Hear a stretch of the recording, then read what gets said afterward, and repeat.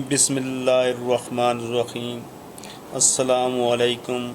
आज हम exercise 3.5 question number 1 solve करेंगे। 3.5 एक्सरसाइज क्वेश्चन नंबर 1 कुछ इस तरह है।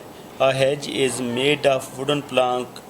The thickness of the hedge varies directly as the number of plank.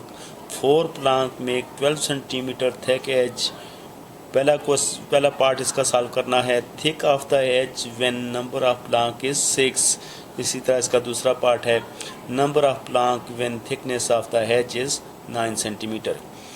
सबसे पहले क्वेश्चन को समझना ज़रूरी है कि क्वेश्चन में क्या कह रहा है। तो इसमें कह रहा है edge is made of wooden Planck.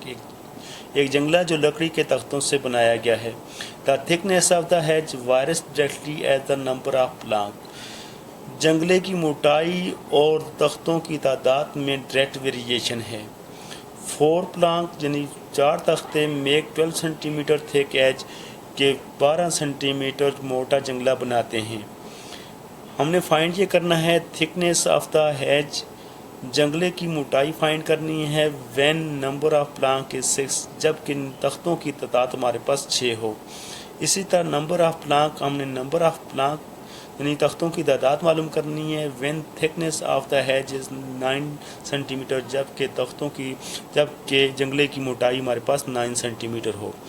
तो इस क्वेश्चन को सॉल्व करने के लिए, बल्कि इस पूरी की पूरी एक्सरसाइज में भी आपको मैं आसान तरीका बताता हूँ कि आपने इस एक्सरसाइज को किस तरह सॉल्व करना है। पूरी एक्सरसाइज में आपने ये बात ध्यान में रखनी है। सबसे पहले आपने ये देखना है कि किन दो चीज़ों के दरमियान डायरेक्ट वेरिएशन है। तो यहाँ हम देख रहे हैं कि एक the thickness of the hedge, जंगले की मोटाई, और वारिस डायरेक्टली है द नंबर ऑफ प्लांक, यानी थिकनेस और नंबर ऑफ प्लांक के दरमियान जो है डायरेक्ट वेरिएशन है।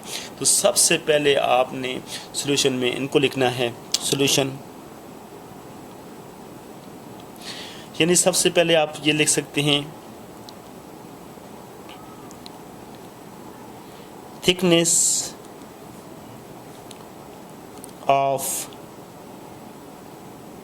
Hedge is equal to x, यानी थिकनेस ऑफ हेज की जब भी बात आएगी उसको हम एक्स से ज़ाहिर करेंगे, यानी थिकनेस ऑफ हेज जो है वो हमारे पास एक्स के इक्वल है।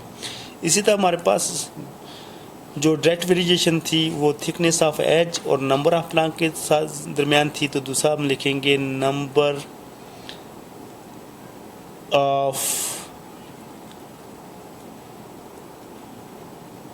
प्लांक, वो हमारे पास है y के इक्वल। यानी सबसे पहले आपने ये देखना है कि डायरेक्ट वेरिएशन है या इनवर्स वेरिएशन है, किन दो चीज़ों के दरमियान है। तो आपने उनको किसी भी वेरिएबल के बराबर ले लेना है। तो यहाँ जैसे थिकनेस ऑफ एज हमने x के इक्वल लिया है और नंबर ऑफ प्लांक को हमने y के बराबर लिया है। तो इन दोनों के दरमियान जो है वो डायरेक्ट वेरिएशन है।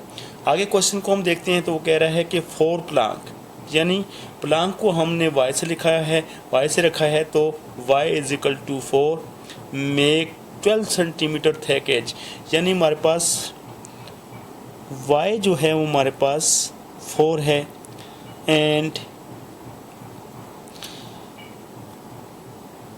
12 सेंटीमीटर थिक एज, और थिकनेस जो है हमारे पास x के बराबर है, तो x is equal to 12 centimetre. अब इस क्वेश्चन को सॉल्व करेंगे। सबसे पहले हम देखेंगे according to the given condition कि हमारे पास कंडीशन क्या है। तो कंडीशन क्या है,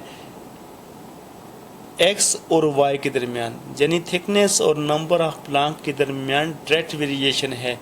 तो हमारे पास जो according to the given condition जो हमारे पास ये है x प्रोपोर्शनल y, यानी डायरेक्टली प्रोपोर्शनल y।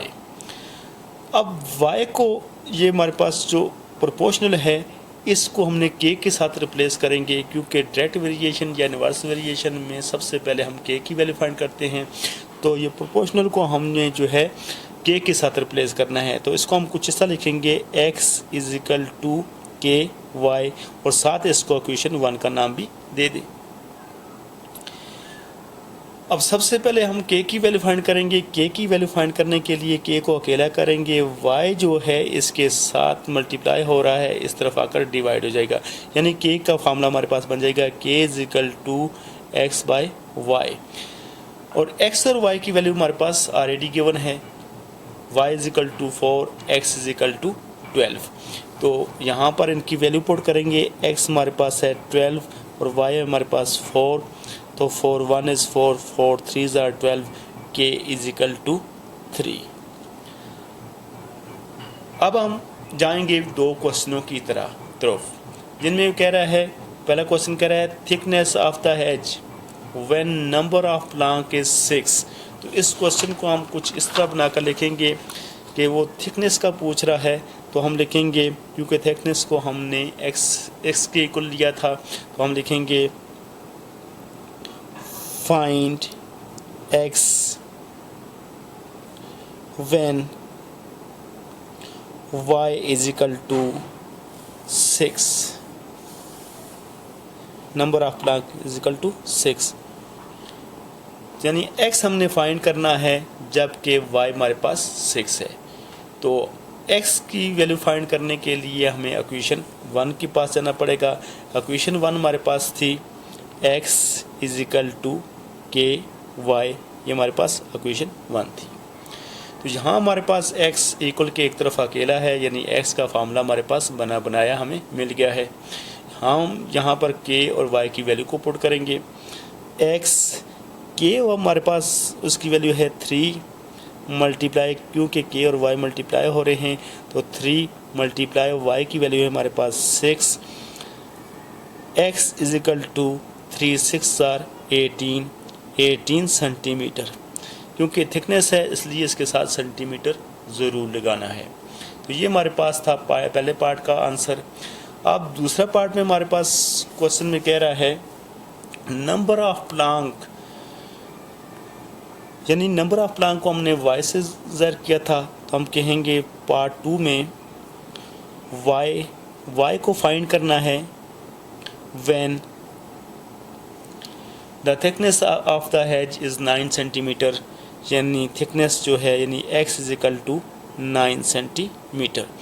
जब भी थिकनेस की बात आएगी आपने x को लेना है, और जब भी नंबर ऑफ प्लांक की बात आएगी तो आपने y को लेना है। तो यहाँ पर भी हम इक्वेशन 1 के पास जाएंगे।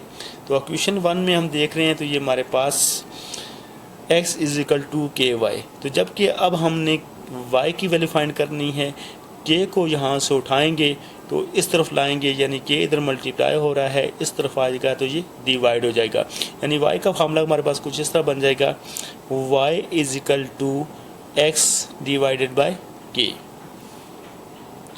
y की वैल्यू हमने फाइंड करनी है, x की वैल्यू हमारे पास है 9 और जबकि k की वैल्यू हमारे पास है 3, 3 1 is 3, 3 3 are 9, तो y = 3, यानी अगर आपके पास जंगले की मोटाई 9 सेंटीमीटर है तो उसके लिए 3 तख्ते, यानी 3 तख्ते यूज़ होंगे, लकड़ी के 3 तख्ते।